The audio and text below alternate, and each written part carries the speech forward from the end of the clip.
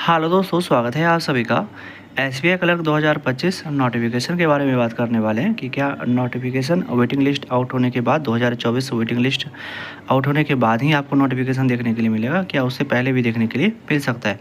इसी के बारे में बात करने वाले हैं, तो वीडियो में लास्ट तक बने रहिएगा। पसंद आएगा तो एक लाइक दे दीजिएगा। चैनल पर नए आए होंगे, अभी तक सब्सक्राइब नहीं किए होंगे तो चैनल सब्सक्राइब कर लीजिएगा। सबसे पहले बात कर लेते हैं कि एसबीआई क्लर्क 2025 का क्या कुछ कैसा सीन रहने वाला है।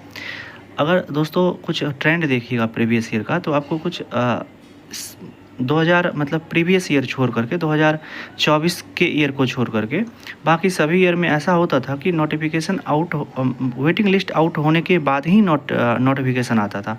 मतलब जैसे कि आप लोग को पता होगा कि एसबीआई क्लर्क में 3 वेटिंग लिस्ट आता है, और जब 2 वेटिंग लिस्ट आउट हो जाता था तो तीसरा वेटिंग लिस्ट और नोटिफिकेशन साथ ही साथ आपको देखने के लिए मिलता था। मतलब दोनों काम साथ ही साथ होता था। ये 2023 तक होता था, लेकिन 2024 में ये चीज़ नहीं हुआ। 2024 में थर्ड वेटिंग लिस्ट का इंतज़ार नहीं करना पड़ा था, और आपको फर्स्ट वेटिंग लिस्ट और सेकंड वेटिंग लिस्ट के समय ही नोटिफिकेशन देखने के लिए मिल गया था। तो अभी जो लग रहा है कि अगर ऐसे ही और इसी चीज़ में बहुत ज़्यादा एग्ज़ाम एसबीआई का डिले हो जाता था, तो अब जो लग रहा है कि इस पैटर्न को एसबीआई भी बदलना चाह रहा है कहीं कि, जैसा कि आप एसबीआई पीओ का भी नोटिफिकेशन इस बार देख सकते हैं कि कितना जल्दी आउट हुआ। जो एक्सपेक्टेड भी था कि आपको एसबीआई पीओ का नोटिफिकेशन देखने के लिए मिलेगा, और वैसा ही आपको देखने के लिए मिला भी। तो इसी प्रकार से एसबीआई क्लर्क का भी एग्ज़ाम जो लास्ट सितंबर में है कि प्री एग्ज़ाम इसका हो जाए, तो अगर प्री एग्ज़ाम उस अनुसार होता है तो आपको वेटिंग लिस्ट का इंतज़ार नहीं करना पड़ेगा कि जो वेटिंग लिस्ट में होंगे वो भी जिनका कुछ नंबर से हो गया होगा। तो ऐसा कुछ आपको ज़्यादा इंतज़ार नहीं करना पड़ेगा कि नोटिफिकेशन को लेकर के। हाँ, वेटिंग लिस्ट के लिए कुछ आपको इंतज़ार करना पड़ सकता है, क्योंकि इसमें 3-3 वेटिंग लिस्ट आएगा और सभी में कुछ गैप रहता है।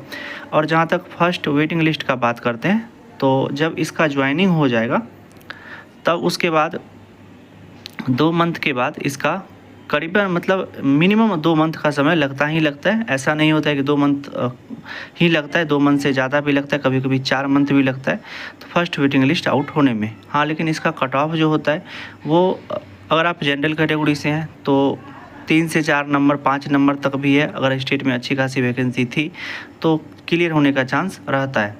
और ये तो रहा वेटिंग लिस्ट के बारे में। इस वीडियो में वेटिंग लिस्ट के बारे में ज़्यादा बात नहीं करते हैं, सिर्फ आपको ये बताना था कि आपको इंतज़ार वेटिंग लिस्ट का नहीं करना है कि वेटिंग लिस्ट सब आएगा तभी नोटिफिकेशन आएगा। बस आप अपना प्रिपरेशन जारी रखिए, और लगातार आपको सभी चीज़ का वैकेंसी देखने के लिए मिल ही रहा है। और अभी 2 पीओ का नोटिफिकेशन आ गया है, कुछ इंश्योरेंस का भी नोटिफिकेशन था, साथ ही साथ अब आपको आने वाले दिनों में क्लर्क का नोटिफिकेशन, आईबीपीएस क्लर्क का नोटिफिकेशन, और बाद में जाकर के आपको आरआरबी का नोटिफिकेशन देखने के लिए मिलेगा। तो ये सब रहा कुछ ऐसा बात कि हमको प्रिपरेशन सिर्फ कंटिन्यू रखना है। और अगर प्रिपरेशन कंटिन्यू रखिएगा तो जिस तरह से इस बार एसबीआई में है कि और कि वैकेंसी आपको अच्छा खासा भर भर के देखने के लिए मिलेगा, तो अगर वैसा कुछ होता है और अभी से प्रिपरेशन कंटिन्यू रखते हैं तो सिलेक्शन होने का पूरा चांस रहता है। अब चलिए दोस्तों, वीडियो को यहीं तक रहने देते हैं, मिलते हैं इसी तरह के किसी एक दूसरे वीडियो में। तब तक आप अपना ध्यान रखिए। Love you, bye bye.